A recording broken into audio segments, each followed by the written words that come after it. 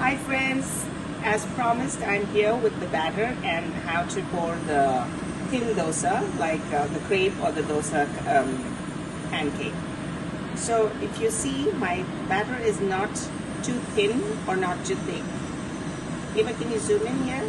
How do you do it? No, come closer, sweetie, that's all. I accidentally went to Keep your hand down. Yeah. Yeah. What if she drops the phone in the cake batter? Okay, that's fine. Now, just focus on the pan, okay? So, Eva's my cameraman today, and I'm taking a spoonful, putting it over here, and then gently I just, not too much pressure, not too little, just make it go round and round and round, and that's it. And Eva, keep focusing over here. So what's going to happen is when you keep it on high flame, it starts to cook, and after maybe about 30 seconds, just make the flame a little bit down so that it can keep cooking. Maybe high medium, and then it'll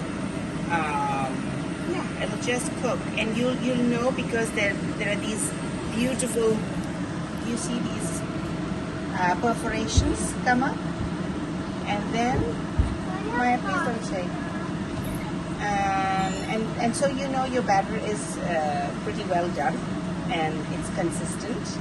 And you may not have really, when you look at the dosa like this, it doesn't look thin, but when you flip it, it's really smooth like this. You see the smoothness?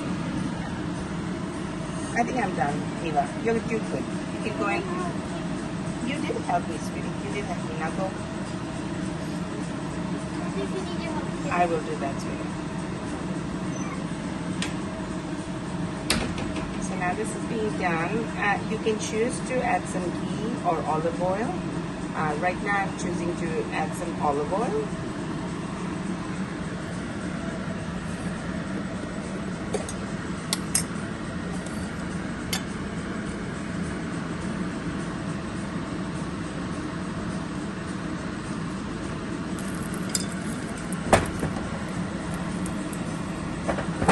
And even if you don't use olive oil or ghee, that's fine too, because if you're using non-stick, it does not stick.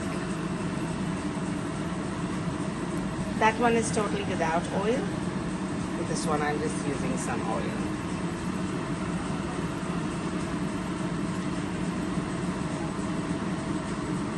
It doesn't take very long to cook this.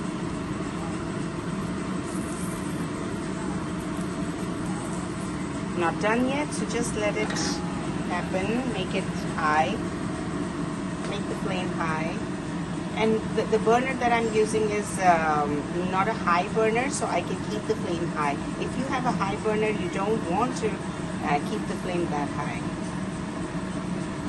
Just want to keep it medium high, and then reduce it to medium once the first side is done. You see now, you can see it is kind of getting brown,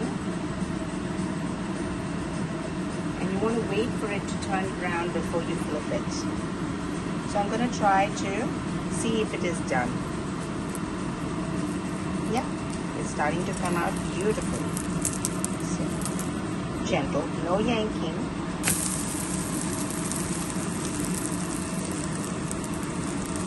Well, as with anything in life, when we yank, we break. Or when we're gentle, it just comes off easily.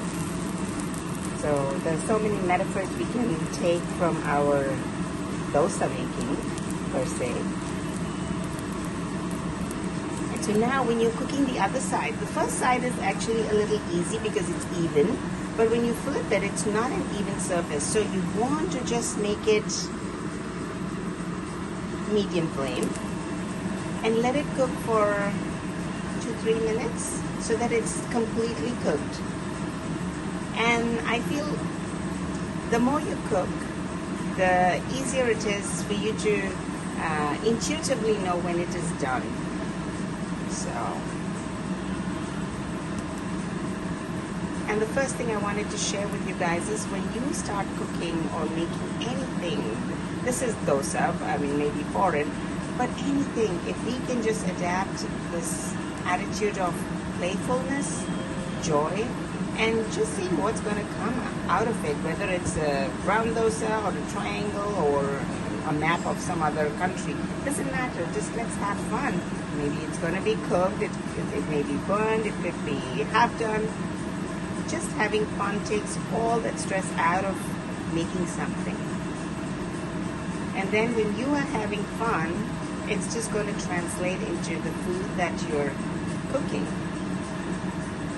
And that is going to translate into how you feel when you acquire that food, when you take it in.